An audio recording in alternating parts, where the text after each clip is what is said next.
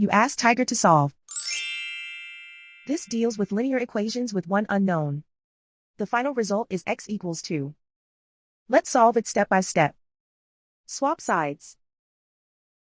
Group all constants on the right side of the equation. Subtract 13 from both sides. Simplify the arithmetic.